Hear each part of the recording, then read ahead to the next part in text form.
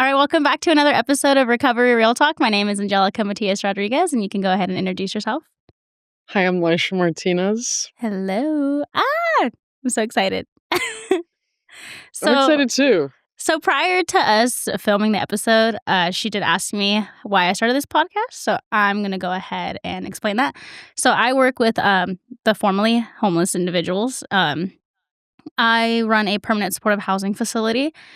So I've been doing that for about 3 years. And for a really long time, about a couple years now, I've been wanting to start a podcast. And I wanted my residents to come on and talk about their stories because they would tell me their stories. You know, I got to know a lot of the residents, and I just felt like their voices needed to be heard.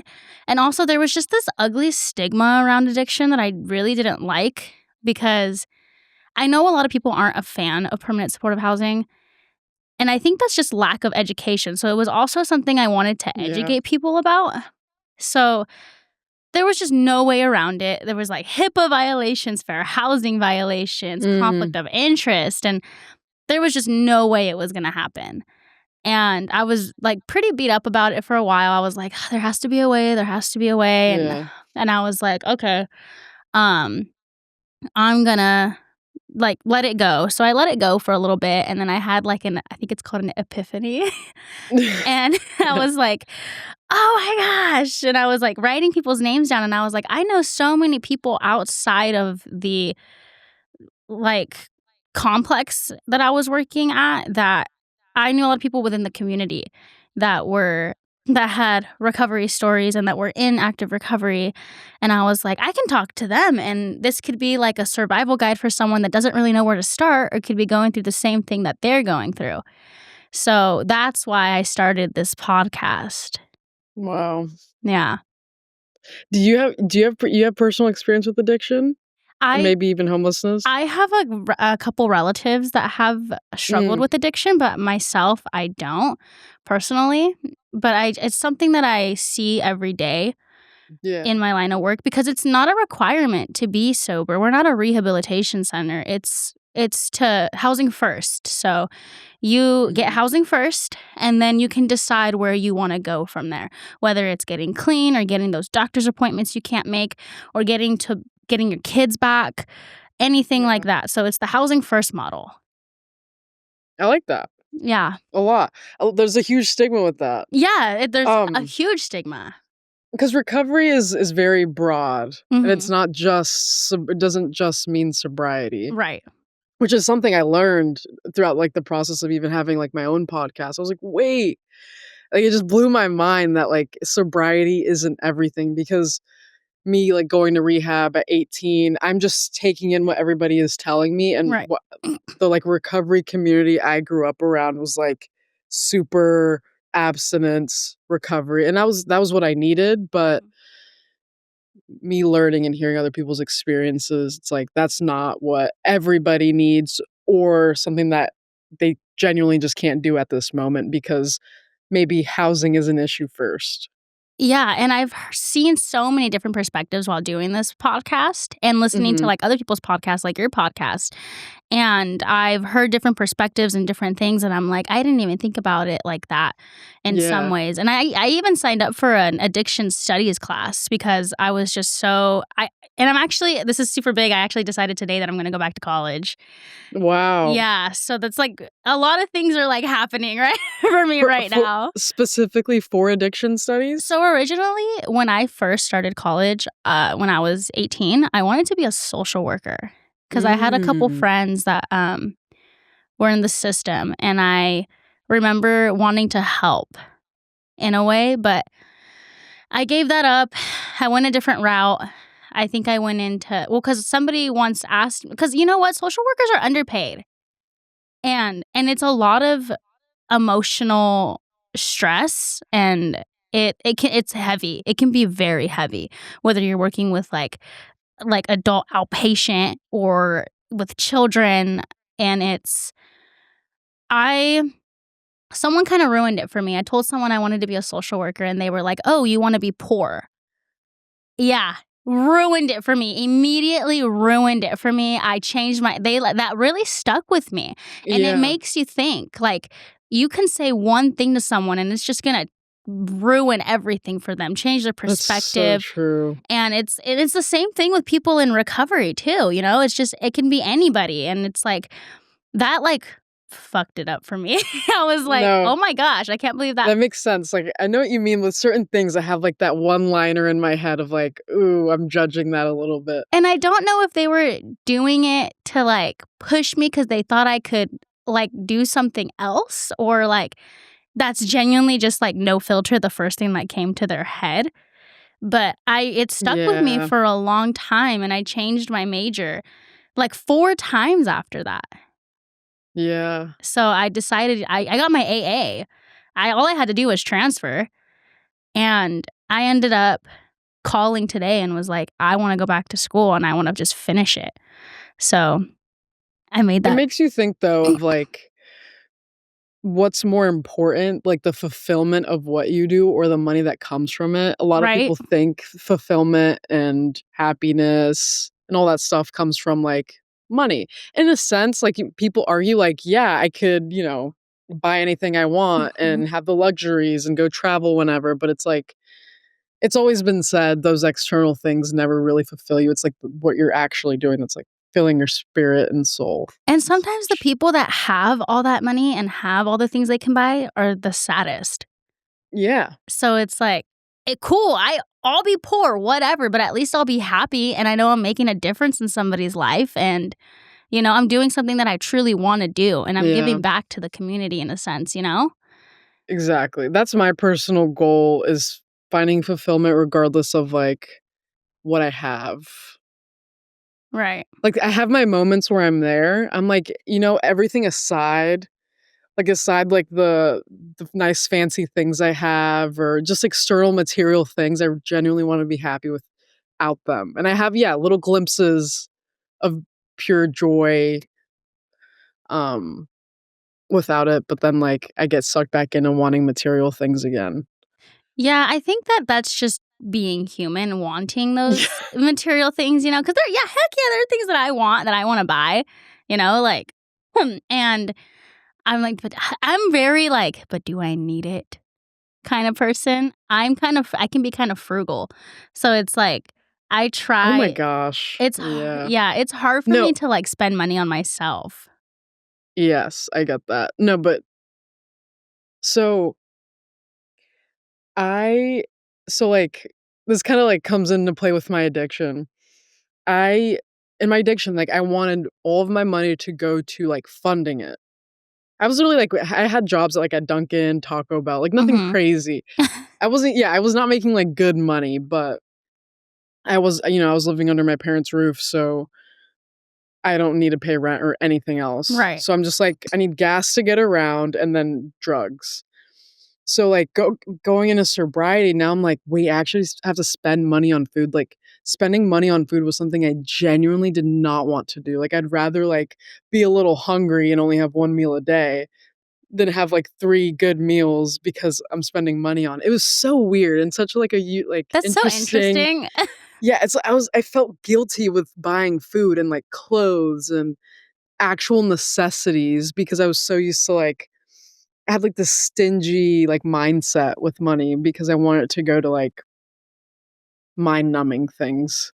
Right. I had a stingy mindset. I think it had a lot to do with the way I was kinda raised, and Yeah, and that's a big part of it. yeah, and sometimes, and my friend, I don't know, what's weird though is that I'll spend money on food, but I won't spend money on, like, I don't know, like a $30 shirt, which a $30 shirt, and saying it out loud is still a little ridiculous in my opinion, but That's like the average that's price for shirts. average. Yeah. Yeah. That's the reality of, especially here in California, dude. Oh yeah, 100%. But like a shirt is gonna last you. I have shirts from so long ago. Yeah, Come that's on. true. The So it'll longevity of it actually is a lot yeah. longer than the Yeah. freaking meal. Yeah, But but I it's like don't we need think that. that way. Like, in Yeah. that moment, I'm like, "Fuck it. Swipe it. Seafood boil, hell yeah." Right.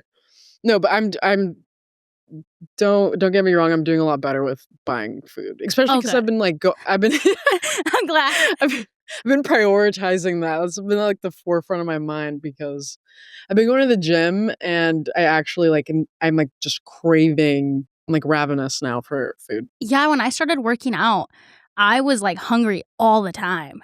It was weird. I was like, "Whoa." Mhm. Yeah, but tell me a little bit about yourself. I don't really know anything about your background or where you're from. You're in Baltimore, right?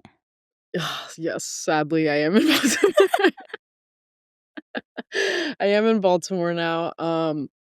Well, yeah, I'm like in the suburbs. I'm like Baltimore County, but I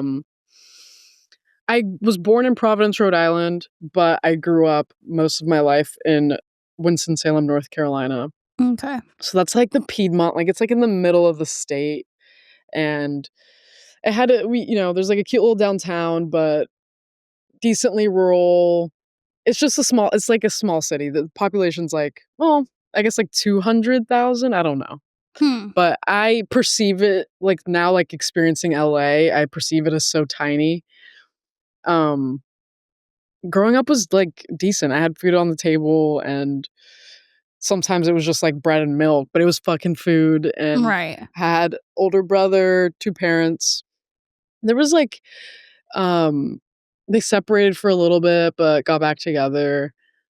Um Growing up was okay. I mean, but there wasn't like, much talk about feelings ever. And if anything came up, it's just like aggressive outbursts, fighting, breaking things. Like, would we talk about it? And absolutely not.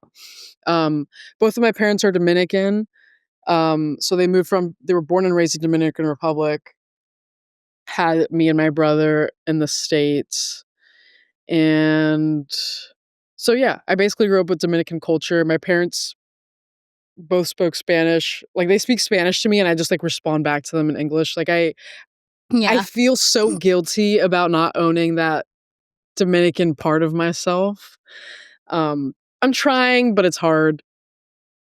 But yeah, growing up was fine-ish. My dad smoked weed, my mom hated it, that caused a lot of arguments and violent outbursts. My dad was also bipolar, so smoking weed on top of it, depending, it could lead to violence. Um, but I remember, like, resenting, like, weed a lot because of the anger it would cause and the frustration it would, like, bring my mom, but they were both really hardworking, always at work. There's, like, times, like, my dad was working the night shift, and he would be asleep all throughout the day. Throughout high school, my mom had 3 jobs, and then it was just crazy. Like, they were just always working and, like, providing for us, which I, like, greatly appreciated, but there was not much, like, I don't really feel like I was raised.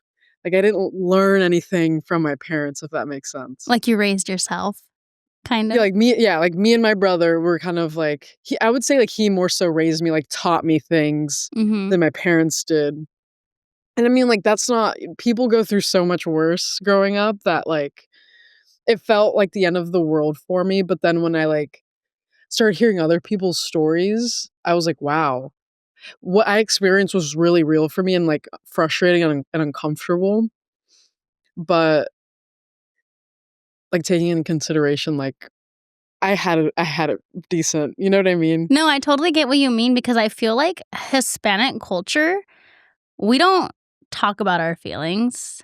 Yeah. We don't talk about how what you said made me feel or, "Hey," you know what I mean? Like, it's just a Yeah. very common Hispanic, like, household upbringing. It's what I've Mhm. seen and what I've seen people talk about, and I feel like a lot of people that like, family members that I've spoken to are wanting to break that or, like, getting mad for, like, the littlest things, like spilling something or dropping something, and, like, Yeah. yeah, do you remember that? Like, were your parents like that? Yes. You know? And it's Oh like, my I was a gosh. kid, and you know what? I had a pretty good upbringing too, like, I love my parents, but there were definitely times where we didn't talk about our feelings, and that really messed things up for me in my adulthood. But, I mean, like you said, it was real for me, but it could be yeah, Yeah, so much worse, and then exactly. I feel guilty for feeling the way that I feel sometimes, you know? Exactly. I know, yes. And that was a process for me, was, Yeah. like, not feeling horrible about my experience. I don't know, it's a weird thing to, like, It's a kind weird of put thing. to words. Well, because I don't wanna say, yeah, it could be worse, but it's also, like, I don't it's almost, like, messed up to say for the people that had it worse, like but I don't know. But I know what you mean Yeah, by it was real for you, and like, I struggled a lot growing up, but at I'm least still I very grateful for how I grew up. Yes, exactly. Yeah. So I know you mentioned, so wait, what was the age gap between you and your brother? 4 years. People always thought we looked like twins Really? or so yeah, they were just, "You guys look so similar." How old are Yeah, you? I'm 20, I just turned 22 Wow, you're young. in March, yeah. Oh, you're a baby. I wish I could be 22 again. How old are I'm only you? 27, but still, like, I would Yeah. love to be 22 again and make, like, better decisions. Like, I made a lot of bad decisions very early, which which I'm also grateful for.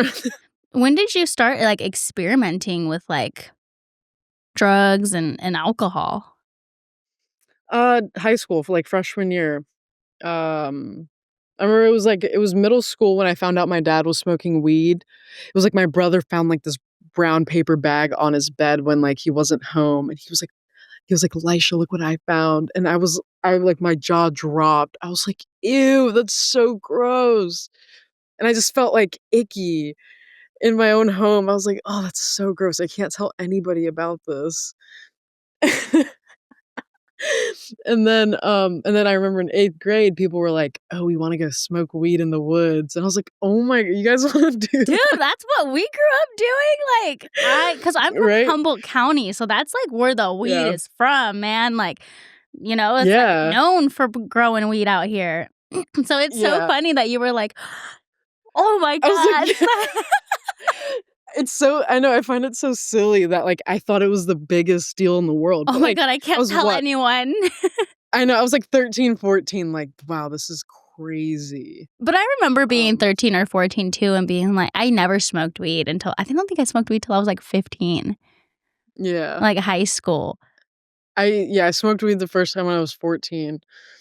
And I think I mainly did it because of, like, people were doing it and I wanted to try it. I'm Same. that girl, I wanna try everything once. I want, like, I was, and I also really wanted to be liked. Like, I tried so hard to be liked by people, like, I was, like, a shapeshifter of, like, changing how I behave or act or what I say because I think you're gonna like me more if I do this or say this, and Kind of the next person, like a I'll people switch up. pleaser? Oh, 100%, yeah, I was a Okay. people pleaser because, like, I just wanted validation. I wanted friends, I wanted to be liked. I wanted to look like the people around me, all those things. But since the 4-year difference with me and my brother, so, like, when I entered high school, he left for college, and so, like, now I'm on my own trying to figure things out, but he still comes back for, like, break and stuff. Mhm. My freshman year, I fucking hated the school I went to so badly. I transferred out my freshman year. But I remember he came home for winter break and he came back with a fucking vape. And I was like, and he let me try it. And I remember coughing my fucking head off, but I was like, "Yeah, can you buy me one?" So so he got me a Juul, and then I started, like, buying the kids in my school Juuls, and I got, like, my one friend, like, hooked on nicotine. It's like, whatever, You but were like the plug yeah, for I was a Jewel. Juul plug. 'Cause at the time, like, the age was 18 where you could go buy them, so my brother was buying them for me. Yeah, I definitely remember the Jewel era. That was a time. That was a time, man. But when Juuls were a thing, because based on our age gap, I think I was like 18, and like Yeah. everybody had a Jewel. Like if you didn't have a Jewel, you weren't it, man. Like you I gotta have know. that thing on you. I remember, like, the feeling of, like, hitting it and then, like, genuinely feeling, like, so lightheaded, a little heavy, dizzy. I was like, "This is amazing." Like, getting that nicotine buzz, and Mhm. then eventually, as time went, like, I never got it ag like, I haven't gotten the nicotine buzz in so long. I've been Well, I just recently quit vaping. Like, last month I quit vaping, but I'm still doing Zins, so, Mhm. like, I hope to like be fully off of nicotine very soon because You taking notes? genuinely I genuinely don't like these because it literally is like I'm like voluntarily putting vape juice in my mouth is what it feels like. Right, because you gum them, right? They're like little Yeah, packets. I fucking hate it, but it's like I'm a fiend for nicotine. I have a But I'm like friend. Oh, sorry, go ahead. I thought it was gonna be really hard for me to just like quit the smoking thing, but it was a lot easier than I thought. What were you gonna say? No, I have a friend that's, like, fiending for nicotine right now.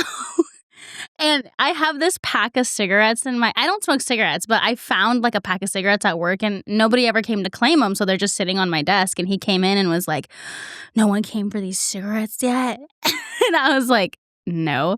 And he was like he was, like, smelling 'em, and he, like, took one out and was, like, smelling it, and he was, like, putting it in his mouth, pretending like it was lit, and I was like, "What are you Yeah. doing?" And he's like, "Dude, I want one so bad, but I It's know if I so have one, I'm gonna feel like shit after."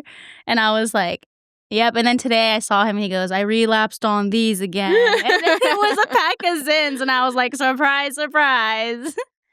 I mean, And I was it's a like, "You'll get there when you get there, bro. It's they whatever." yeah. They say like this is the first time I've actually genuinely tried to quit vaping. So I'm like proud of where I am right now. That's awesome. I genuinely thought I would have bought a vape again, but I'm doing okay. That's I great. think the main struggle is gonna be like stress management. You're probably gonna Like get really whenever I'm agitated. stressed, yeah. Like I know my mental health is gonna be fucked for like 2 weeks when I like genuinely quit nicotine. But anyways, that was like the start of like putting a substance in my system was just nicotine, as simple as that.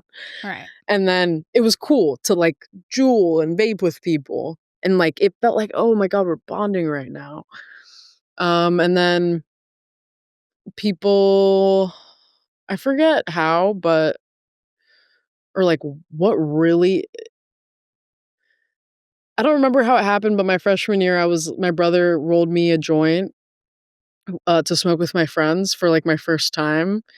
And we just smoked in the woods, tried our best, and I was like, "Am I doing this right?" But we just like we felt so silly and like we're just having a good time with it. We just like kept doing it. It wasn't like that frequent. It was like once a month or something. Right. And then I transfer schools, sophomore year of high school. I get a job at Domino's Pizza, my first job. I'm making money. Summer job. I remember like being worried because they did like a mouth swab drug test, but with those, you just can't do a substance within the past 24 hours. So I was like, They good. drug tested you for Domino's? That's It's crazy. because it's because weed isn't legal, like even Oh, I recreationally in North forgot. Carolina. Yeah, so it's like, That makes sense then. yeah, I'll tell you some more about weed, like bullshit along this story.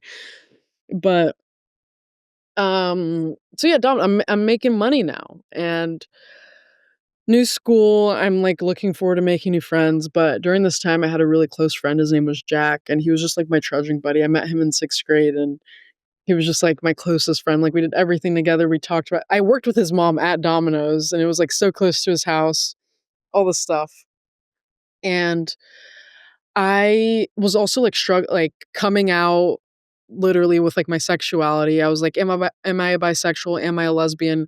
Figuring that out as well. I go to this new school. I meet these girls. One of these girls I really have a crush on. She's like, "Let's go have a sleepover, slumber party." And I'm, like, really anxious, and I didn't realize this was anxiety. I never, like, identified having ever felt depression or anxiety in all of growing up, but looking back, clearly the things I was feeling was depression or anxiety, right? So, I was, like, acting so weird when these people came and I was the house that everybody was going to for the sleepover because my parents, like, were not home because they were always working, and my brother was at home, all the stuff. My and then there was, like, an extra car in the driveway that my brother didn't take to school, and I remember they brought up they had drank before, and, like, they were telling me about it, and I was like, "Guys, let's just go get some alcohol." I was, like, feeling weird. I was like, anything to, like, not I don't know, something else needs to change because I feel so anxious about sleepovers, having people over at my house.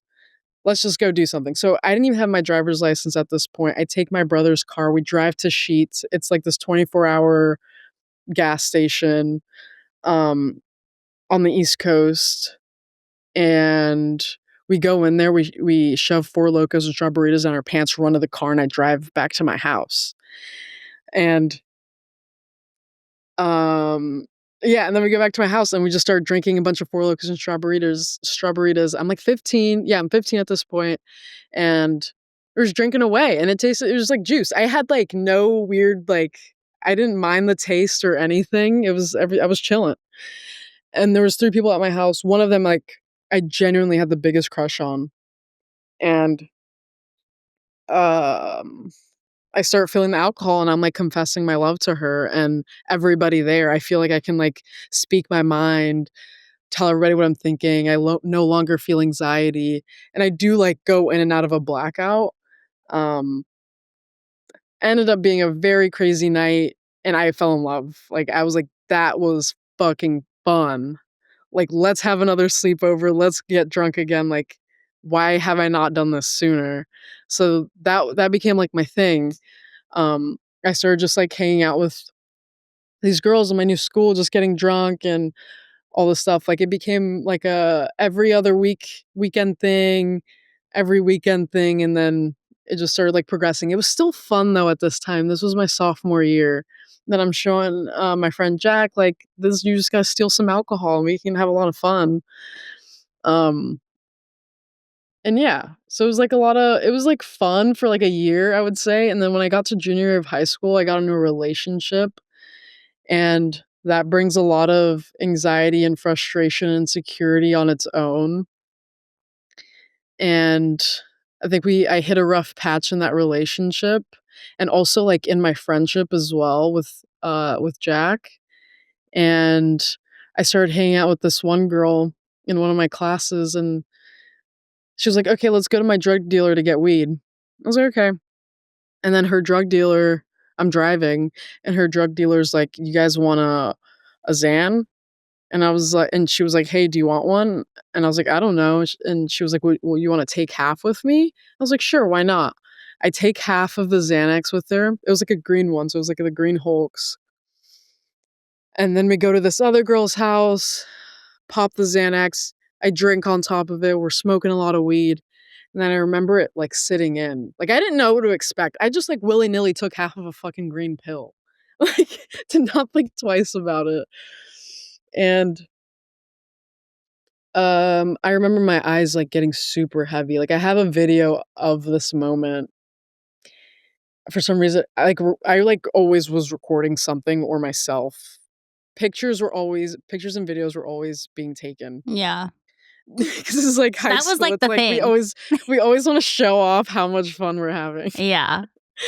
And yeah, I remember the feeling of it sitting in. We were just like, and then I was like hanging out with people I didn't even fucking know, and hotboxing my car, and I'm driving, and I'm slurring, and I'm FaceTiming people, saying shit I don't remember. There's videos of me on the floor in the middle of the mall. I'm like going all over town apparently, and I have no recollection of it. I made amends with like my friend that I was beefing with. It was just so weird. But I remember driving back home, and I'm in and out of a blackout.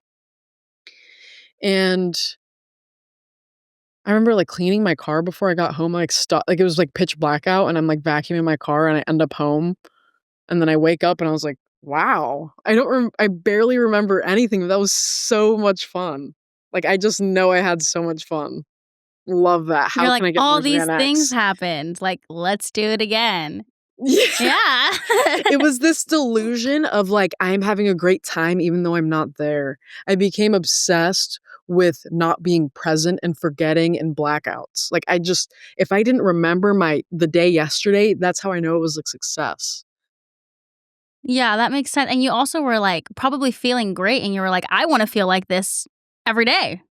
Like, Yeah. I wish I could feel like this all the time. And the videos, I'm like, yeah, look at how much fun I was having. Even though I don't remember it, I was clearly having so much fun. And it's always like looking back, like after a drunk night with friends, and you're looking back at videos and pictures, and you're like, oh my gosh, I don't remember doing that. Oh my Yeah, God, look at us. Look it's how much like fun we were having.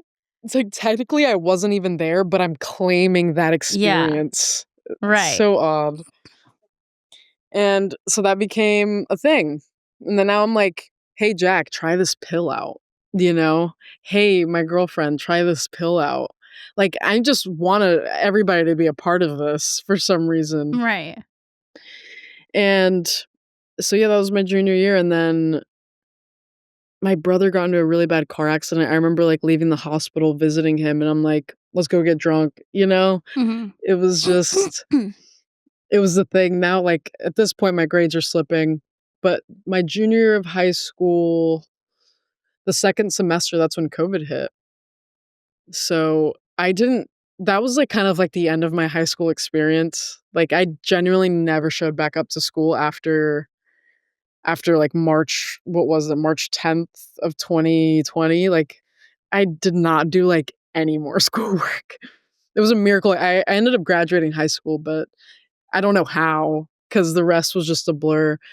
So now me and Jack are like I have Jack hooked on Xanax now. We're trying, like, different drugs. We're trying, like, Molly, coke. I'm, like, trying to find different drug dealers at this point, and it's just, like, the thing now is just, like, hanging out in my car, going to parks, seeing where we can hang like, whose house we can hang out at, just random things. Mhm. And we're starting to get into a little bit of fender benders because 'cause we're driving under the influence, and I Right. it's horrible, but genuinely, I never thought twice about it, which I hate to say. And, um, yeah, bender here and there. I remember my friend Jack totaled his car, and then, like, I was the primary driver, and then that summer, I got my first DUI, and I was 17 years old. I just lost control of the wheel, and my car starts I was driving an old car starts spinning in circles, and I hit, like, a brick mailbox. I have, like, alcohol and weed in my bag, and I'm like, "Jack, like, leave, go take this." Somebody called the police. I do a field sobriety test. I thought I was doing it amazingly, and I didn't.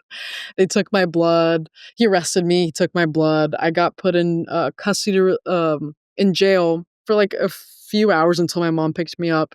She picked me up, put me and she was able to get me out on a custody release, but she was, like, yelling at me as we're walking to the car, and I ended up just leaving her. I just, like, ran away and, like, was sleeping at I called a friend, like, "Hey, pick me up, I'm in downtown outside the jail. I'm pissed at my mom." Like, stupid shit. And then I Right. sleep on her couch for a few days. I walk back home. I remember walking back home after those few days, and, like, a cop is like, "Hey, are you okay?" I don't know what, like, I was literally walking Mhm. I was walking home, and a cop is like, "Hey, what are you doing?" I was like, "I'm just walking home." And I'm, like, in a blackout as well. Like, I remember I was on Xanax at this point as well. And he's like, "I can drive you there." So I'm, like, in the back of a cop car again, driving to my house. He's just dropping me off at home casually. And I'm, like, working at Taco Bell at this time too, and, like, I'm just either calling out or just showing up to work high, or if I didn't show up to work high, I'm getting high after work. And at this point, like, the summer of 2020, it became an everyday thing. The thought of COVID, the thought of quarantine, fuck that, like, school, online school, whatever, like, we're not Right. doing that. Makes sense. And I never and then, got to like, have that experience because I was already long gone. But, like, yep, yeah. one day you guys just never came back, and it Mhm. was just all virtual. It's crazy to me. It's slightly like, when I think back on it, I'm like, "Yeah, that kinda sucks. I didn't have, like, a high school experience," but my addiction probably just wouldn't have allowed that anyway. Like, it just would've been interesting to see how, like, Mhm. actually being in school for my senior year would have been. Yeah, that's I wonder Um, how it would've if you would've do you think that if you were still going to school that your addiction would have gotten like, been prolonged a little bit since you were, like, going to school? Because right, you would wanna see your friends, right? Even if you weren't, like, passing your classes, or I'm I just, have like, no idea, thinking. because I was even skipping so much. Like, I had to do night school at one before COVID, I had to do night school because I was missing so many classes. I have no yeah, it could have been maybe better or worse. I have no idea. Yeah. Hmm. Um Honestly, maybe worse because I think they had so much grace with us because COVID and online school. Like, that's probably why I was able to pass the classes. Yeah, they were probably like, just turn something in. Yeah, that's literally what my like Yeah. graduating was like. He was like, "Hey, if you do this one assignment, I'll pass you." Yeah, or hey, write this paper and I will Yeah. pass you. You won't have to do anything else. Yeah, I told you, it makes sense. Mhm. So yeah, that summer going into senior year, first DUI, I totaled that car. My parents, I don't remember. I know they were so frustrated with me, but I don't, since I was in crazy blackouts at this time, I don't exactly remember how they were feeling or what they were communicating to me, you know. Yeah. Um they got me a new car a few months later, and I had that car for about a month, and then I got my second DUI. There was like all kinds of different Xanax on the streets, and yeah, I was like always getting like press pills, like, they weren't genuine Xanax. I say I was addicted to Xanax, but do I really know if it was Xanax? Not really. There was this blue one I took, and that night I got very high and just crashed in the center, median of the highway. Wasn't wearing a seatbelt, my face hit the steering wheel. Had my friend in the passenger seat, and they took me in an ambulance, and I was apparently charged with my second DUI that day, but I don't remember it. After that car accident, I was, like, really frustrated. I was like, "How did I fucking do this again?" I was like, "I'm done with Xanax." And I think I lasted 2 weeks without it. And in those 2 weeks, I was still smoking, still drinking, but and I was doing very questionable things for, like, either just in, like, an advantage with a drug dealer or yeah, just, like, sleeping with people willy-nilly or cheating on people. Like, I was in various relationships that it was just I was a bad person. Like, I genuinely just was not doing good things. Like, instigating fights with random people in parking lots for absolutely no reason. When and, like, actually getting into physical fights and, like, me not being able to feel a thing, I could just get up and go forever, and even, like, if I was losing, and yeah, but I remember being frustrated. I was like, "Fuck, like, I keep fucking up. I'm maybe gonna take smaller doses." Because I was, like, progressing, like how I told you, I started with half, and then I went to 1, and then I went to 1.5, and then I went to 2, and then I went to 2.5, and then 3. I was just like I kept progressing with, like, the tolerance the dosage I needed. Right. Because if I remembered too much of my previous day, that's how I knew I, like, didn't take enough. It's Well, like I also don't wanna remember. you were also probably building a tolerance too.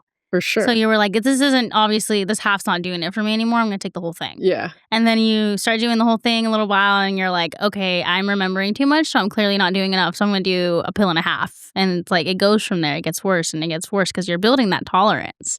So it's like you probably were just like you said, you're like, "I'm remembering way too much from the day before. I'm not doing enough." Yeah. And, like, I remember in this time as well, my brother asked me, like, "Why do you feel the need to take Xanax? Like, why do you keep getting high?" And I genuinely did not have an answer for him. Like, I didn't know what I was running from, what I was trying to escape from. I just, like this was what I knew now, and I loved it, which was odd. Was your brother home at And, that point, or was he like calling you and he was just like, "Hey, what's going on?" yeah, I think he, like, dropped out of college at this point, and We all do it. he was at home. Yeah. We all do it at some point, maybe. Not everyone, but Mhm. I think he dropped out, and yeah, he was just asking me that, and yeah, no answer. I was like, "I don't know, dude." Um, I don't even remember if I identified as somebody who struggled with addiction, or I like, that terminology was not in my head whatsoever. you didn't think that Addict or addiction, being hooked, like, I don't even know if I was, like, identifying with, like, being even dependent on the Xanax. you were just like, "I like doing it." I was like, Yeah. "This is And you're it." also so young, you probably didn't even know what any of that I mean, you were 17?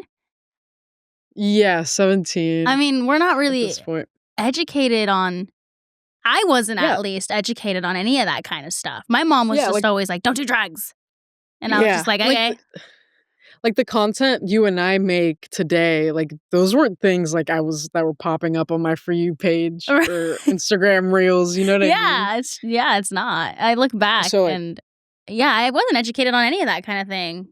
the only thing I knew was, like, Rue from Euphoria and, Frank Gallagher from Shameless. You know, those were, like, my like, what I knew as addiction, but I didn't see myself in that. Yeah, I if you didn't think about identify it with too, them. like, Rue and Frank Gallagher are already, like, pretty far gone too. So it's like, Yeah, of course you don't identify with yourself with them because, I mean, Frank Gallagher is, like, your typical, like, too he far was, like gone, like he was a very extreme yeah, alcoholic, and that yes. wasn't But I he'll was do doing crazy shit, anything. but not like that, I wouldn't say, and then Rue, um, Rue just I'm likes like, to "Oh, do drugs. I was like, "She's doing fentanyl." I don't do fentanyl. I'm not that bad. Yeah, and, yeah, so I got my second DUI, and then at this point, managed to graduate high school. I remember I had a moment where I tried to do Adderall. I was like, "This is nice, but not, like, really what I'm looking for." It was a fun little switch up. Well, Adderall probably Um made you, like, Oh, uppity. yeah, like, my mouth was extremely dry, I couldn't sleep, I was hyper focused, I couldn't eat. It wasn't my thing, but I It's was the like, well, it's "It the feels." opposite too of what you were Yeah, doing. exactly. I was like, I just didn't wanna crash a fucking car again, but it just wasn't what like, that feeling I was looking for. And again, I don't know if, like, my thought process was like, "This isn't the feeling I'm looking for." I generally don't really remember what I was thinking at this time because, like, I was so far gone like, so disconnected from my thoughts and what I was thinking, who I was, what I needed, what I wanted. Like, I don't know. It was just I just felt like I was lost. I really was in this time. And I lost, like, a vision or a future or, like, a future for myself. I didn't know what I wanted to do after high school. I definitely wasn't fucking applying for colleges. And, like, you also weren't in school or talking to your peers about, like, colleges and shit because it was all online, and I wasn't attending those online classes. And, like, if I did, like, once in a blue moon, like, maybe once a week, I would attend a class, and it was the most depressing fucking thing to sit through. It's like, I'm not yeah, I just didn't I, like, attempted to do an online class, and I fucking couldn't. But I ended up graduating, and then, like, I did realize that Xanax was becoming, like, just harmful, and I remember there was one day that the only times we wouldn't do it is if, like, there was a Xan drought. There would just be times where, like, no drug dealer had Xanax.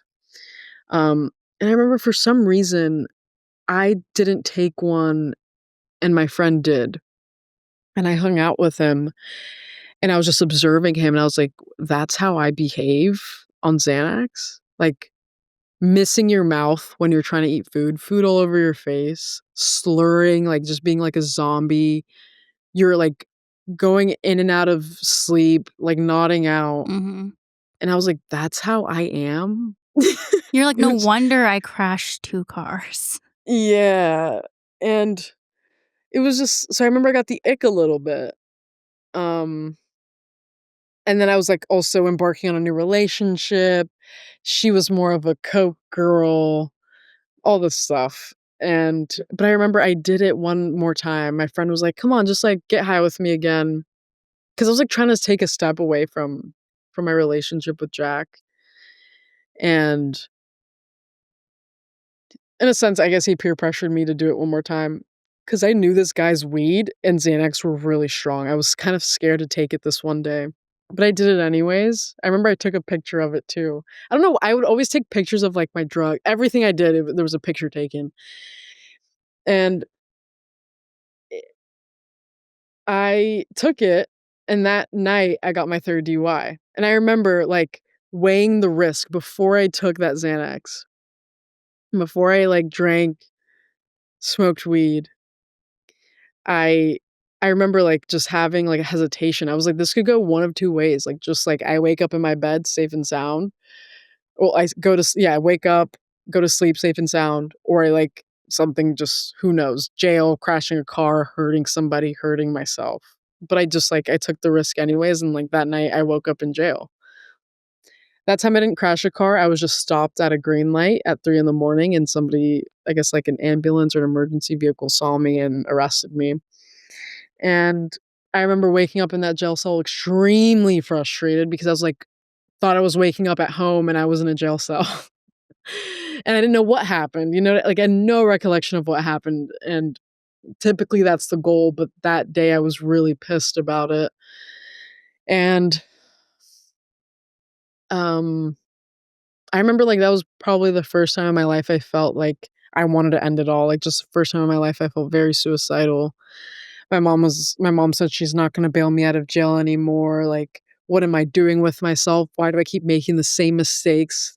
I was just spiraling, and I thought I was just gonna be there for, like, ever, but my brother and my drug dealer ended up bailing me out. They actually ended up going to school together, and they ended up bailing me out, and I went and got, like, some kinda stir fry after, and I was like, "Yeah, I'm never doing that again."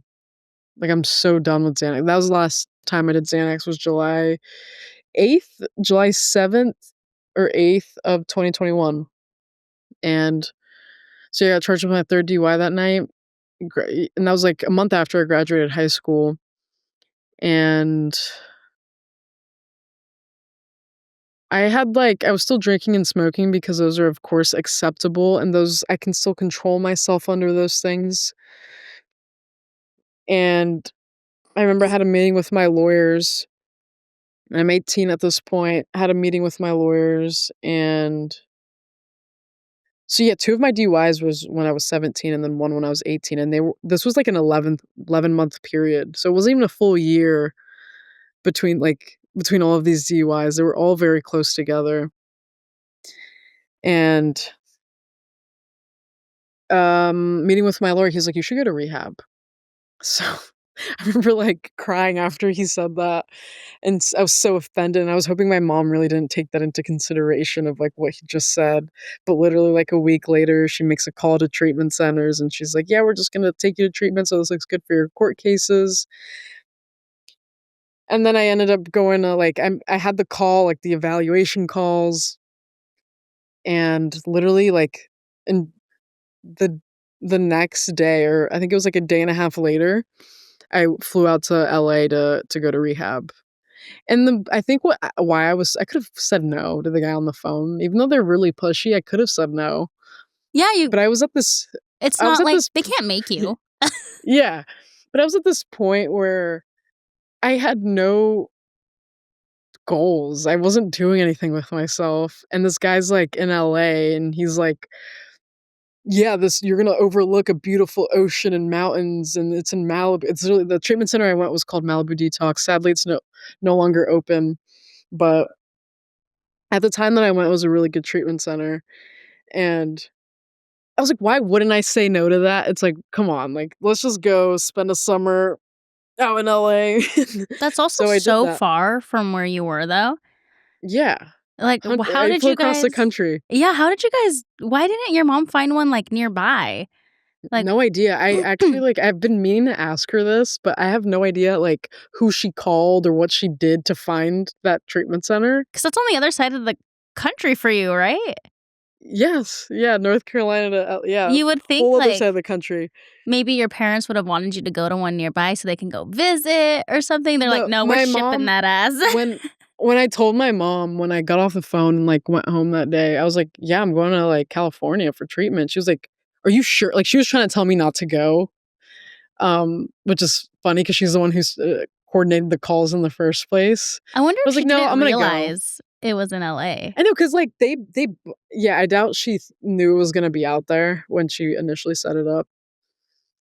Uh, but, um,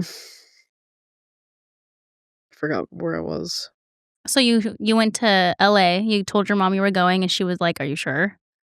Are you sure you wanna go there?" Yeah, and I was like, "Of course, I'm gonna go there." Oh, and it was just interesting because like, they buy you a plane ticket on the spot. The way Wow. treatment centers roll nowadays, it's very interesting.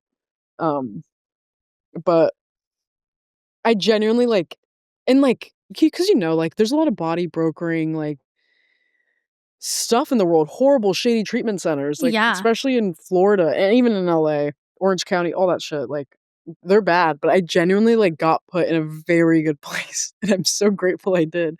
Like, I get on the plane, I get my luggage, and this guy picks me up in, like, a convertible, like, Audi, drives me down the PCH, up these beautiful hills, and all this Whoa. shit, and I'm, like, in like, it was a dream, like, and I just, like, like, trusted a stranger and got in a stranger's car, and, like, I know nobody out here, and I'm like, "Yeah, I'm just here." I was just so, like, my fucks to give were non-existent. You know what I Well, it's mean? almost, if you think about it, kinda like Uber, like, you don't know who that person is, you're just getting in the car, Yeah. then they find out where you live and where you're going and who you're with, and then, like, Uber drivers are talking to you, because there are people that go missing from, like, fake Ubers, they get into the wrong car, like, people that are, Yeah. like, fishing and stuff, so it's like, Mhm. the world is scary, so you're just, like, getting picked up in this nice car I know. on your way to rehab, and you're just like, "Princess treatment." Yeah. It was a 45-day treatment center, it was, like, genuinely an amazing treatment center, and I would not be where I am today if it weren't for that whole experience, like, whoever like, Julia answering so the girl who actually, like, did my assessment on the phone when I was in North Carolina, like, I work with her today. Like, Wow. I work in the building that she made that call from today, and, like, that's just like, the synchronicity there, like, I genuinely believe, like, I'm where I'm meant to be right now, and the people I met at that treatment center,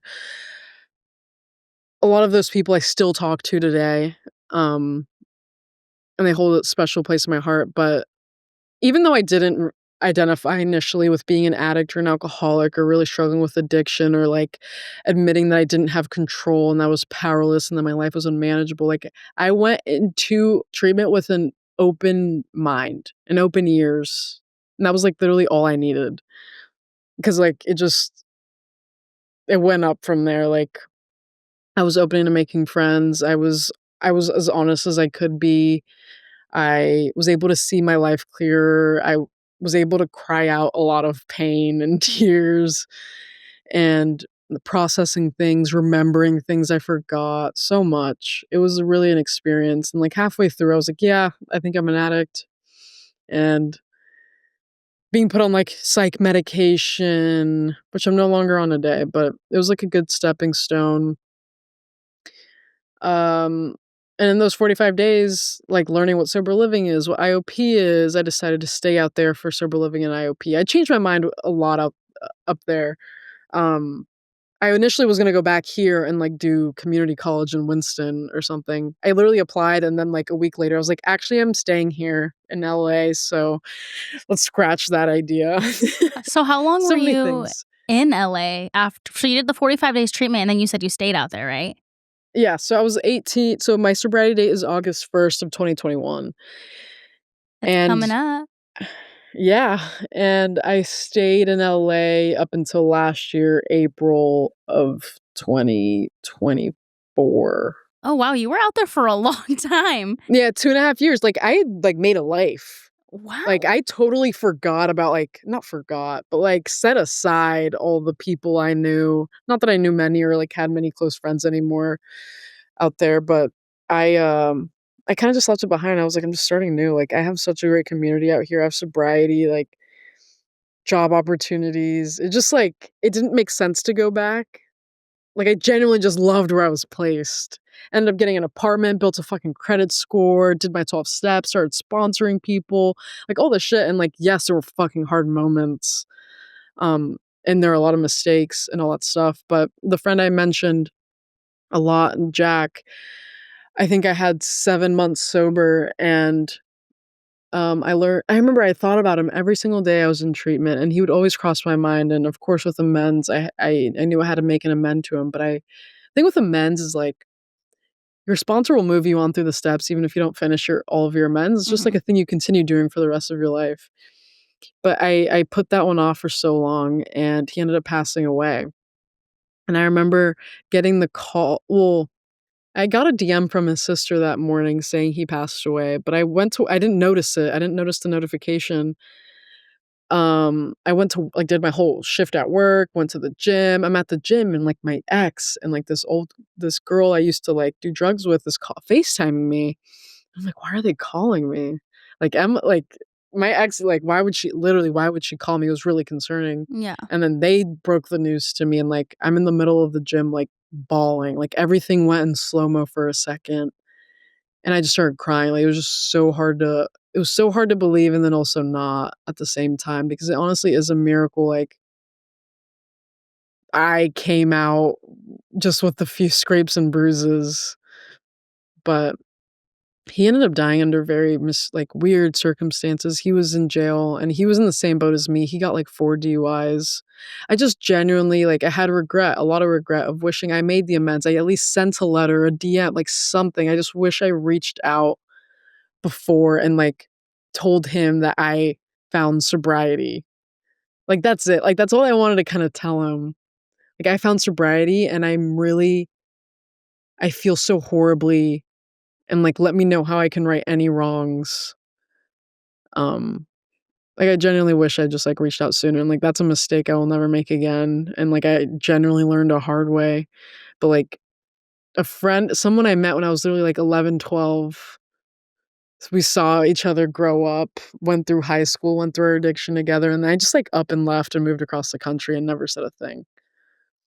It was just I have a lot of regret about that, but obviously, like, it's been, 3 years now since he passed away. I still think about him all the time because he played such a big role in my life and growing up, and a lot of the things I think now are because of him, and yeah, so, like, that was something that I had to learn to deal with and cope with was grief in sobriety with only 6, 7 months sober. I'm, like, having to grieve somebody that meant so much to me, and I feel like that was generally the closest person to me that I could have lost. And then, like, getting into relation toxic relationships and learning how to leave that, learning self-esteem, self-worth, thinking about getting high and not doing it. It was a lot. Yeah, Like, it's I grew up I know, like, obviously, I went to LA at 18, like, you'd think I have life experience, but I genuinely feel like I didn't live life or experience shit until I got to LA and, like, genuinely started, like, growing up and doing adult things and feeling my feelings and learning about myself. So, yeah. yeah, that's definitely really heavy. I'm sorry about your friend. Do you think that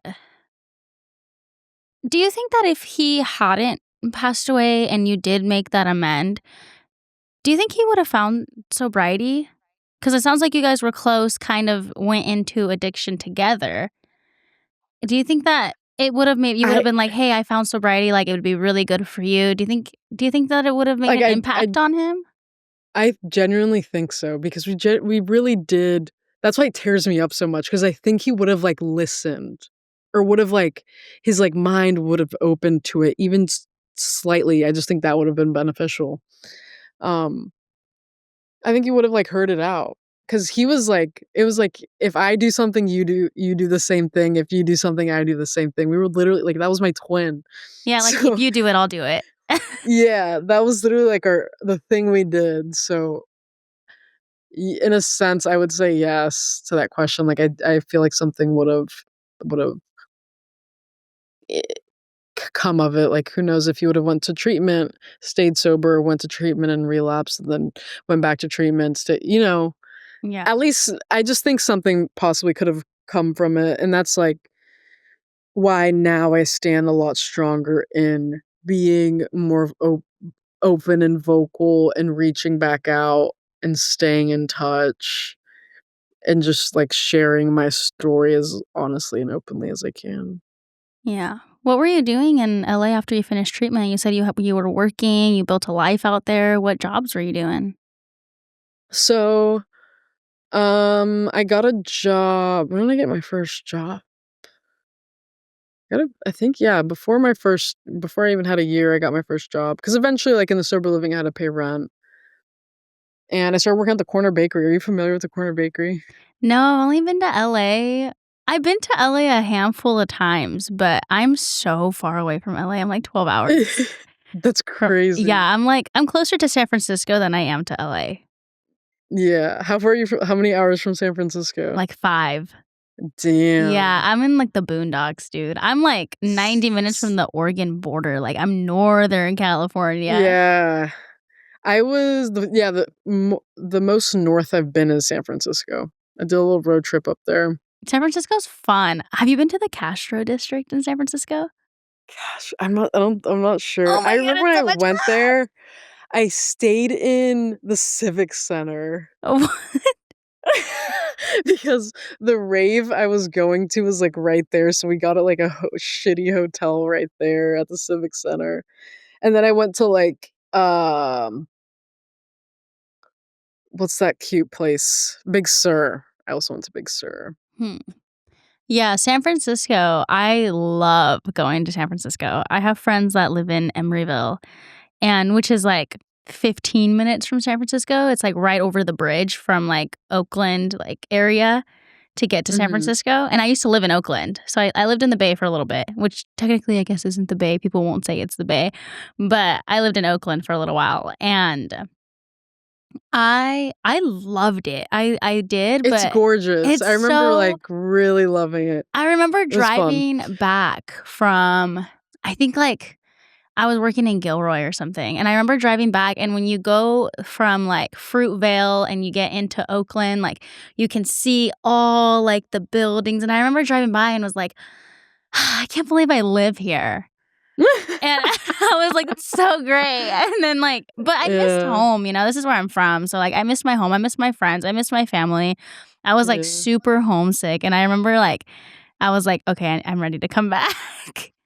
But that's, like yeah, but LA is, like, 12 hours. I went to LA in February for my birthday. I went to go see Tyler, the Creator, Oh, and it was so nice. amazing. I wanna see him again. But then, but I don't go to LA super often, like, I would like to go out there more because I have friends and stuff and I miss them, but I definitely just life happens and work and family and just, like, life things and, it's a long drive. Luckily, we do have, like, a really small airport that has direct Mm, flights from Arcata, that's where I live, to Burbank, which is, like, yeah. 45 I like the minutes. Burbank Airport. Yeah, it's, like, small, you can do your own thing, it's really Yeah, chill and low-key vibes, it's cool, but, that's the quickest way I would get to LA is I would just book a flight from Arcata to Burbank. for sure. So, yeah, Yeah, so fuck a 12-hour drive. well, my brother lives in LA and he loves it. Oh, I would, like I don't wanna say I regret moving to Baltimore because I moved out here for a purpose, but I definitely intend on moving back to LA. So why did you move back to why did you move to Baltimore? So well, it kinda goes into your initial question of, like, what did you do for work? Oh, yeah.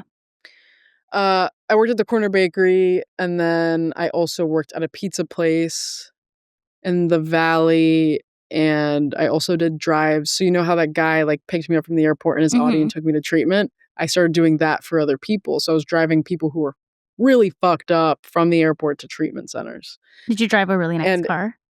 no, I drive a 2004 Honda Accord, Alright. and I did the trick, and that was an experience on its own driving people, to treatment. It was, yeah, it was fun, I'll say that. But yeah, and then I was working, like, those 3 at once at one point, and it was just a lot, but I remember I had, like, my court date was coming up, and I had, like, those fees to pay and stuff, so I wanted to, like, get a lot of money saved up for that. And then literally right after I settled my court stuff, I and that was right around I had 1 year of sobriety, um I met with the founder of Fuck the Stigma, the nonprofit that I work for, and he basically, like, talked to me, he was like, "I think you'd be a perfect fit to be our director of content creation for this nonprofit. I want you to start a podcast, I want you to do all this shit. Like, what are you down?" I was like, "Of course, oh my god, that sounds so cool." Quit all my jobs, and then I started doing Fuck the Stigma since, like, September of 2022. So I've been doing that ever since. And yeah, like I started the podcast not knowing what the fuck I was doing. Trying to figure out how a nonprofit works, trying to like be a community builder and manage social medias and all this stuff. And it was so in my realm because I that's something I ideally wanted to do, is like something with cameras, something with editing, something with just production of some sort. And I loved it, and it's just been growing and blossoming since. A lot of fails. I wouldn't say fails, but a lot of like ups and downs, a lot of like bumps in the road, a lot of like wanting to give up and just not doing it. But I was working for the founder of Fuck the Stigma virtually. Like I didn't meet him in person for months. And it sounds so weird when I say it out loud. But I was working for him for months, and he lived out here in Baltimore. Um, but then I'd like would see him like every other quarter or something. And summer of 2023, he was like, there's some work that needs to be done in Baltimore. And like we were doing so good with outreach and stuff in LA. But he was like, I genuinely like want to make a difference in Baltimore. Like the overdose epidemic is horrible out here. This place needs more awareness, things of that nature. And he was like, it'd be amazing if you would move out here. I didn't have to, but I was like, sure. After like some time of consideration, I was like, I'll do it. I didn't have to, but I was like, who knows what this experience will bring? I'm young. I can always move back to LA. Right. Like never would I have thought I'd live in Baltimore, Maryland at all. But it took me a long time to get comfortable here. I remember like sobbing at LAX when my friend was dropping me off, because like there was no reason for me to leave LA. I loved it. Like I loved where I was in life. I loved my friends, my community, the location, everything. But it was just like, I think just something called me to move out here. There's still like a lot of work to be done. But this is where I kind of am now. But yeah, I've been doing Fuck the Stigma full time for a few years now. So like this year will be the 3rd year. Wow. Yeah, like in a few months it'll be the 3rd like full year of doing Fuck the Stigma. And like I feel like now it's really starting to like pick up. Like I feel like I was really just laying a foundation with the content, with our exposure, with like what we do as a nonprofit. And but yeah, like now I think we're getting the hang of things. So Yeah, I totally get what you mean when you're like, I had no idea what I was doing. 'Cause same here. I'm still kind of like figuring it out and navigating it and trying, because we have a really big fentanyl epidemic here. Like it's everywhere. It's just, and it's sad. Hi. and it's sad, and I feel like there's just a lack of resources, and I felt like I wanted to build something within my community here because there's an epidemic and people are just like uneducated, and there are people struggling around here, and I just wanted kind of the same thing to spread, not like kind of like how the creator wanted to spread awareness to Baltimore. It's like I wanted to spread the awareness and educate people here in Humboldt County, and if it did, get somewhere, great. But that's not like my goal in a sense, like if it happens, that's great, and if it doesn't, it's whatever. But it's definitely, I think I found your podcast like, I want to say over a year ago. I like Really? yeah, I came across it, and I don't remember which clip it was, but I remember being like, oh, I definitely like, this is like what, because that's before I just barely started my podcast like 3 months ago. So it's Yeah. super new. I'm still figuring it out. And like, I remember I would watch your podcast, and I would listen to it at work, and I would What? That's so I would cool. watch your clips on TikTok. Yeah, dude, I'm like a fan. So when you DM me back, I was like, oh my gosh, she DM me back.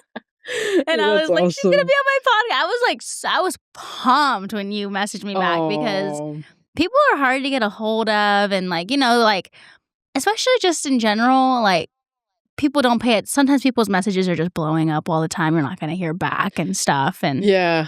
So I was like, I'm just going to do it. And when I messaged you, I was like, I'm just going to do it. The worst she could do is not reply. And like, I was like, I'm just gonna fuck it. So that's why I Yeah. reached out to you, because I didn't know you had a personal TikTok. I only ever saw the Fuck the Stigma page. Yeah. And I was like, I'm not, and then there was no email, and I was like, I don't know what to do. And then I came across you somehow. Like, you Wow. reposted something, or I don't know what. And I was like, wait a minute. And I like clicked it and was like, that's her. And so Oh, that's I was like, I bet awesome. you I'll have a better chance of getting a hold of her on her private TikTok than like the Fuck the Stigma TikTok. So I was like thinking like a marketer, and I was like, I'm just Yeah. gonna do it. And then I was like pumped. I was like telling my coworkers That's about it. I awesome. was like, I'm gonna have my episode today with like the Fuck the Stigma host, and I'm so excited. And so I was like, I'm like, Oh, I this, love that so yeah. much. I've been watching you for. That sounds so weird. I've been watching you, but I've been watching That's your so podcast. cool, because sometimes you just post and you think it doesn't nobody sees it. That's kind Right. of like what it is in the beginning. It's like sometimes you're just like talking to a brick wall, it feels like.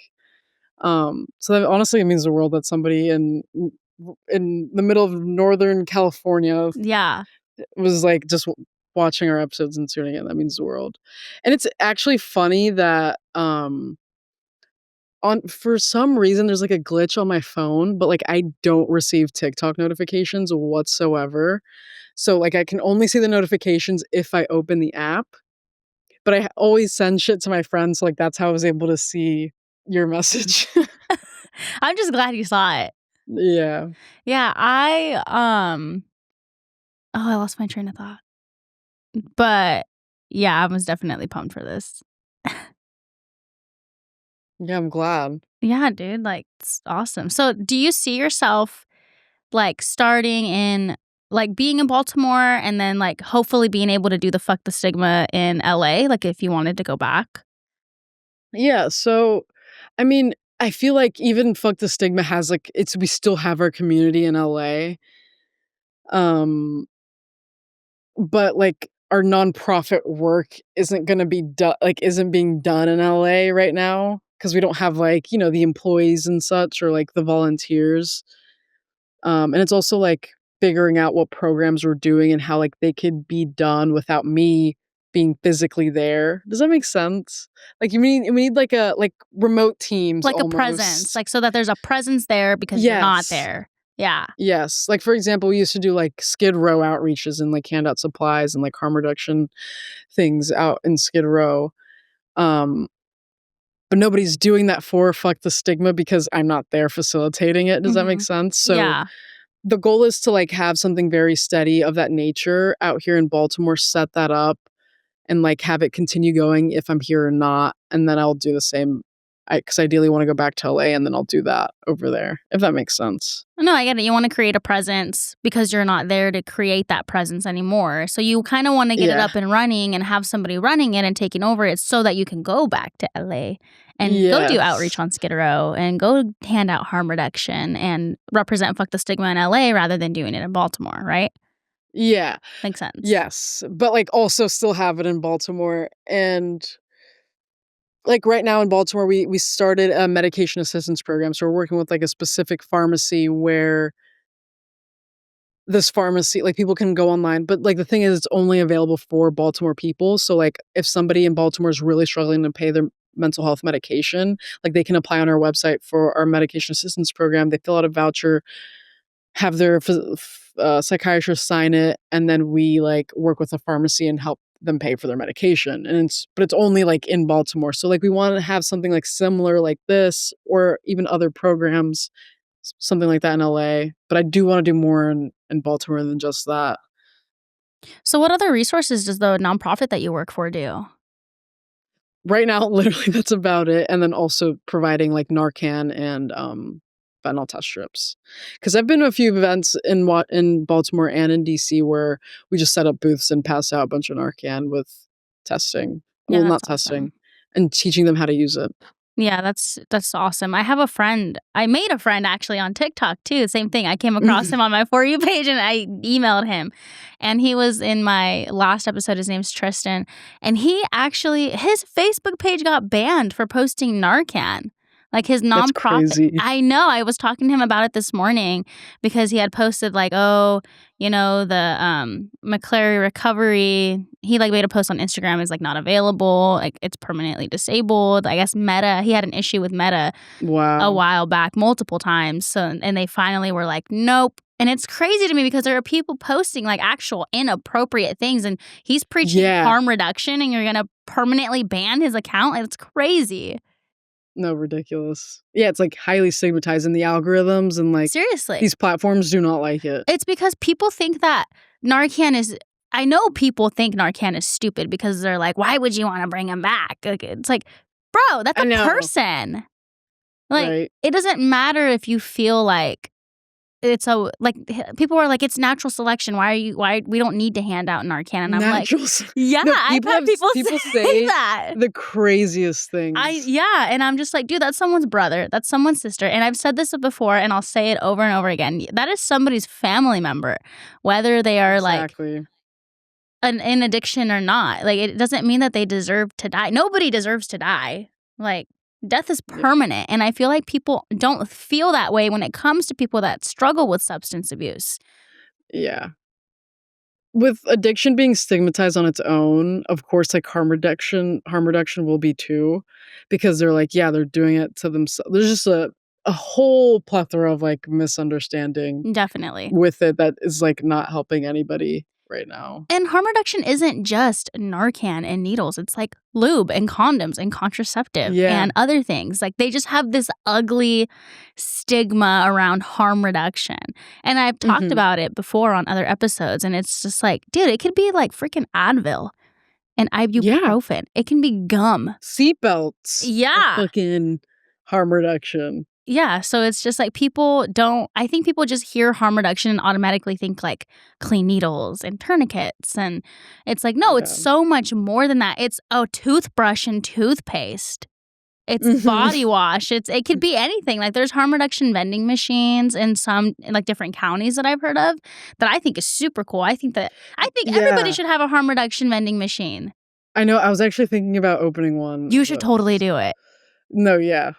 100%. Yeah, if I could have a harm reduction vending machine at the place where I work, that'd be sick. If I could, like I feel like I feel like that's something that you need, like, because you can just, like, I think if you just have permission, you can put a vending machine anywhere, but I think it might be a little more complicated because 'cause you're putting like, a substance in it. yeah, I don't think we would put, like, Advil or anything, but we could put, like, toothpaste, and we can put, like, a box of clean needles. You could put Yeah. I think we can't I think us as a company, since I work for a company, it's Mm. because I know that I've had people come to me, and they're like, "Do you have ibuprofen?" And I'm like, I can't give you ibuprofen because" I'm not saying that this has ever happened to me, but it could happen to where they could be like, "Well, she gave me this and it made me sick."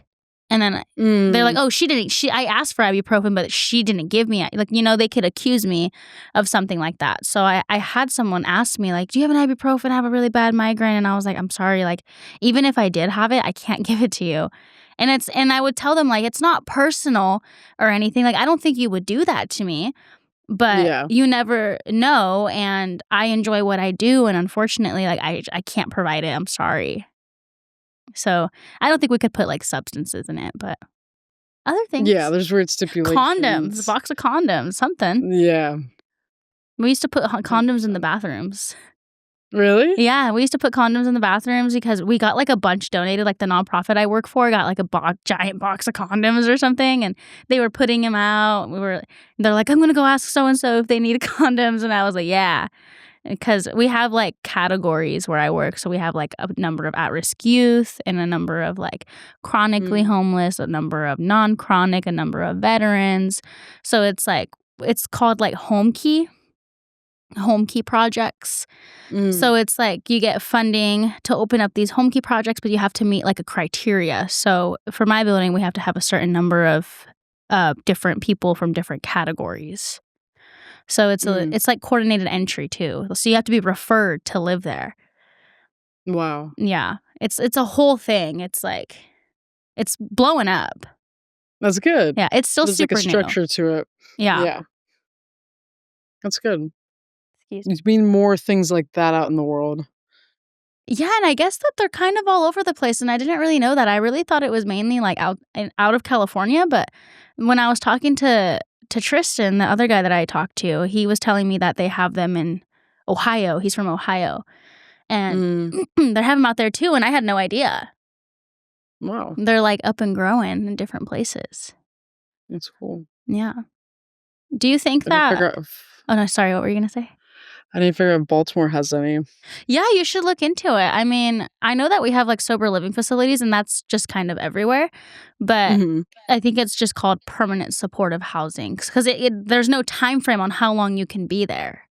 Oh, So wow, it's, that's like, good. permanent. Yeah, so you're not putting anybody on a ticking time clock because that kinda stuff takes time, especially, like, getting sober and stuff, if that is a route that an individual wants to go is people expect people expect their lives to get better lickety split when they're in sobriety. Yeah, They don't ever stick it out long enough to actually see the other side on how your life can be how your life can change, and then they're like, "Oh, this is I've been sober a year or whatever, and my life still sucks or something," and it's like you have to give it time. So that's why there's no time frame on no, permanent valid, supportive yeah. housing because then you can take your time and life genuinely happens whether you're in active addiction or not. Like life just happens, and sometimes there's gonna be those bumps in the road. So why put a time frame on something that you don't know how long it's gonna take? Very true. Yeah. So that's I like completely agree. my rant on permanent supportive housing. No, I I love love it. talking about permanent supportive housing. No, yeah, because imagine you're like, "Yeah, you can stay here for a month," and they're Yeah, can still you in the same imagine? position. They'll most likely still be in the same position that they were in. Yeah, it's like, what's the point? So it's nice that it's, like, permanent because then they whether they wanna get sober or not, I mean, it could be, like, other things too, like I said earlier, doctor's appointments and getting their kids back, that Yeah. kinda stuff, so it's like it could be a lot of different things, not just, like, people fleeing domestic violence Oh that need a safe gosh. place to go. Yeah. So but there are rules and stuff, so it can be kind of like, "Hey, you're not hey, you need to follow the rules." Yeah. Yeah, so there's definitely, like, the people that we say that they're not ready to be housed, the people that eventually Mm, do, and I try to be fair and I try to be lenient, and there's times where I'm just like, "Hey, there's nothing I can do for you anymore. I have to do the side of my job that I hate doing, and unfortunately, I'm gonna have to terminate your lease." wow. Yeah, so that sucks. That does suck. But and I struggled with it for a long time, but I just had to I always make sure I do everything that I can for them until I can't anymore, and then I'm like, "I did everything I could for you," 'cause it sucks making somebody homeless again, you know? Mm, But, mentally, I know that I did everything I could for that person, and they still didn't wanna take the reins, and I exactly. don't feel as bad. I still definitely feel bad, I'm a human being, but Yeah. I know that morally, I did everything I could for that individual. Yeah. So how do you think like, what coping mechanisms did you have while you were in, like, your treatment center that you think helped you, keep on Honestly, going? that's such a good question because I don't know. I don't know how I've coped with things. Like, for example, like, even over the past few months, I think I've had people in my life that may be more so on the anxious side of things where they overthink a lot of things, um, and feel maybe the need to wanna be in control a lot. But I think what I've done is be decently well at, like, just letting go, like, not wanting to be in control of the results of things or how people behave or, um yeah, things like that. I don't know. I've just, like I've practiced a lot of detachment, and I don't know how to, like, explain detachment too well, if Like, that you had makes to sense. detach with love, kind of? Detach with just, like okay, I need to give, like, a very good example.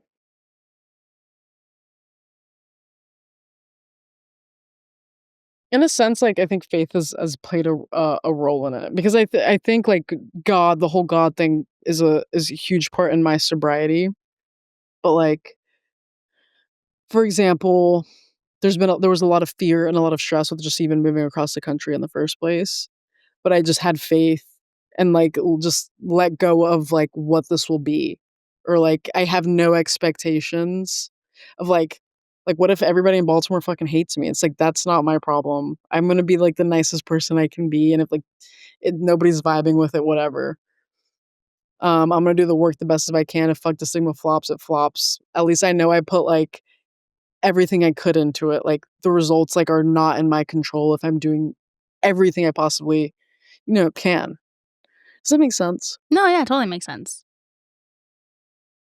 Did you So, I wouldn't say,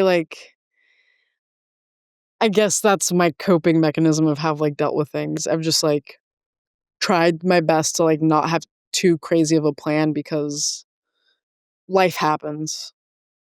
Yeah, it really does. Life happens and things happen very fast.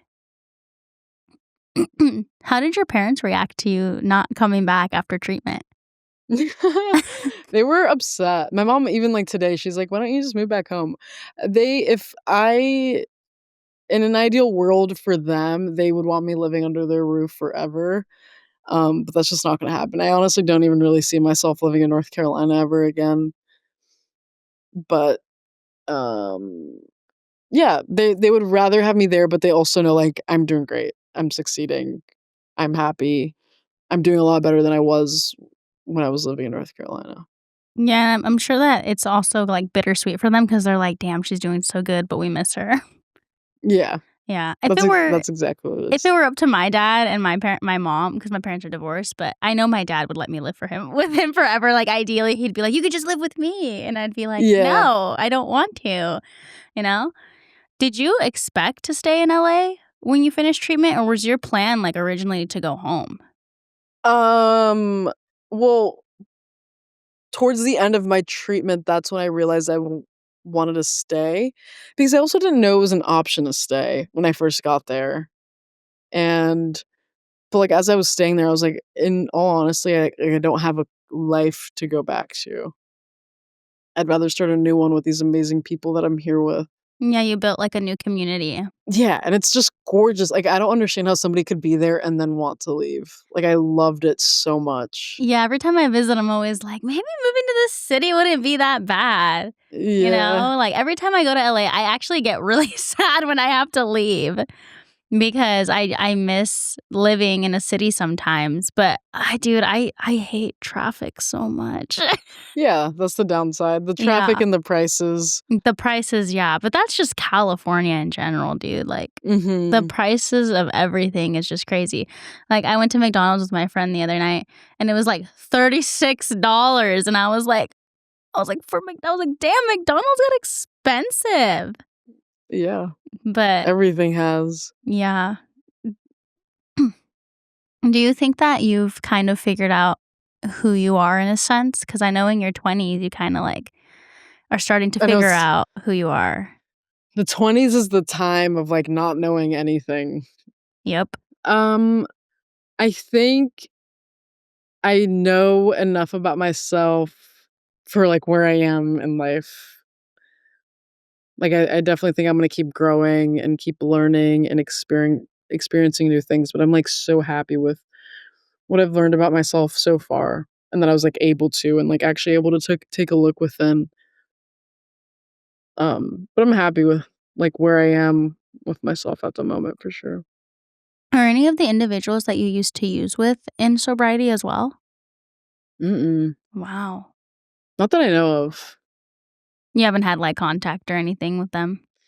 Some of them, I've talked to, but, briefly, and it's not it's like random acquaintances have reached out. No, yeah, there's no, "Oh my god, I'm sober now," but, random people have reached out that weren't people I used to use with, Do they but not to see really say that they're sober. do they see you on the podcast? Yeah, they're like, And "Oh, they're you're doing so great with that," yeah. yeah, that's That's mainly awesome. what it is. That's crazy. I've had a couple people come up to me in the community, and they're like, "You have that podcast, right?" And I'm like, Oh, "You watch my podcast?" So I yeah. kinda see that people are starting to kinda watch it, so I get it, but So you're still in contact with the people that you met in LA, right? Mhm. Were there a lot of people your age when you were in rehab at the facility you were at? So what I've noticed is most of my friends are a lot older than me. I think that but, like, as soon as I left treatment, I met, one of my roommates. Her name is Rachel, and she's 20. Damn, how old is she? Maybe 24, 25. So, like and I'm 22, so not too far. No, she's 25, so, yeah, not too that's, like, the closest age range, that I have in terms of friends at the moment. But most of my friends are, like, significantly older. Yeah, maybe you just have, like, an old soul, or you're just Yeah. you I've I gotten thought a lot, yeah. I thought you were a lot older than what you're 22, you said? Yeah. Yeah, I thought you were a lot older, but even by watching, like, your body language and the way you talk on Fuck the Stigma, I was like, "Oh, we're, like, the same age." Yeah, but you definitely Yeah. have, like, that, like, maturity, and you've gone through so Yeah. much at such a young age, so it makes sense, I mean, it all checks out, so, I mean, that's awesome. Yeah. I mean, yeah. What are some misconceptions about addiction and recovery that you wish people understood? I think for me, the biggest struggle was, like, how I perceived addicts. That's why, like, I think it took me so long to to identify with somebody who struggled with addiction because, like, yeah, I perceived it as, like, bottom of the barrel, like, so down bad. Like, I was down bad, but, like, I perceived it as, like, begging for a front from the drug dealer, being homeless, um, not taking showers, things of that nature, and, like, addiction looks different for everybody, recovery looks different for everybody, mental illness looks different for everybody. Um, like, I even think, like, the way I experience depression might be different than it is for other people. Um, because like, sure, I can isolate, but it's like, my house is tight like, my apartment's tidy, you know what I mean? Like, it doesn't there's, like, these little different things that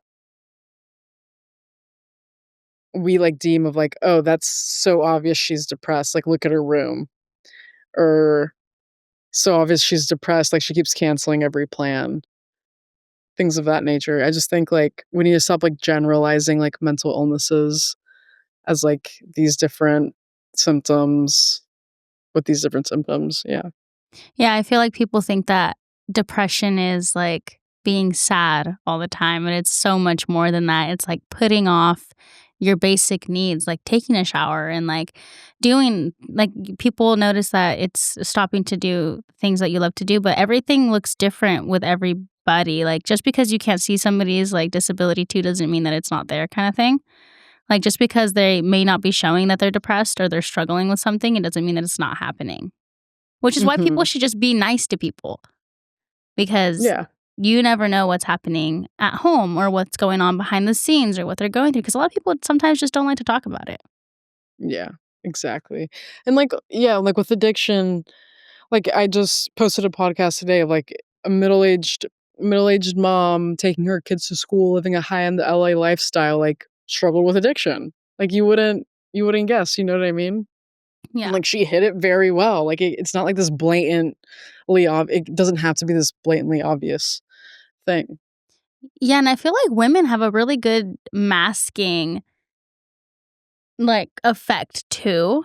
Like, women are known for masking those kinds of things, so that's probably she was probably masking her addiction too. Because if nobody knew, like, she was having all these things like, this LA lavish lifestyle, but behind the scenes, she was, had an addiction or has an addiction. Mhm, So it's a lot of things that it could really happen to anybody too. People are always like, "Nope, not me." No, it can happen to anybody. mhm. Yeah, it just takes I definitely do think certain people might be more prone, Oh, but, like definitely. yeah. I agree. I think I watched a couple clips of the podcast you did with I don't remember his name. I think he was a With doctor.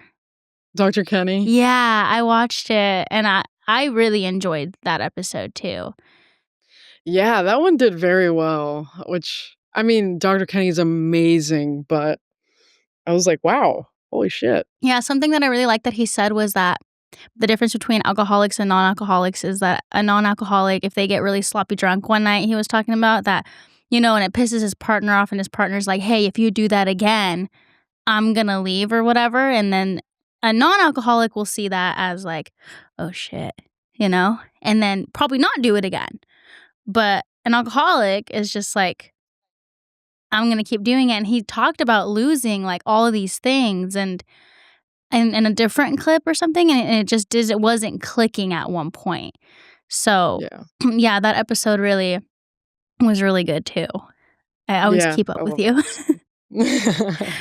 Do you have any goals or dreams that you wanna pursue now that you're in sobriety? Honestly, it's funny because even, like, my therapist asked me that, like, "What are your goals?" I genuinely, like, don't have I'm just trying to, like, keep it pushing at the moment. Just, like, right now, it's, like, focusing on Fuck the Stigma and making sure, like, wanting that to be, like, as successful as I can make it be. Yeah. Um, just, like, maintaining, yeah, like, my sanity, my emotional and physical well-being, um, and yeah, moving back to LA, honestly. Yeah, you're like, "I'm moving back." That's I on the don't wanna list. be in Baltimore. Does it snow out there? Yeah, it snowed a lot this past winter. Wow, it doesn't snow up here. It just Really? No, it just gets really cold and rainy, but it won't It doesn't. snow. No, I think we're too close to the What? coast. Yeah, we're, Oh. like, right on the coast. Like, there's beaches here. It's real nice. If you ever wanna come visit, you're more than welcome. So it's, like, really pretty Yeah, NorCal. we'll connect, but it's beautiful. It's, like, the redwood trees, like, the I love that. beaches. It's awesome up here, and people are always like, "Why do you wanna live there?" I was like, "Why wouldn't you wanna live here?" Like, I love my home. But, I mean, No. there's not a lot to do, so I do get it, like, for, like, the younger people. Because when I was young, I definitely hated it. But as I've gotten older and, I'm getting my life together and, like, doing all these things, I'm like, I love it here, and I never wanna leave, but on the other hand, it is nice to get out, and that's why I get sad when I go to LA because 'cause I'm like, "Oh my god, I had so much fun with my friends, and I miss my friends," and, like, Mhm. so it's definitely, like, I love being here, but I definitely do miss LA, and I get why you love it so much. It's really nice.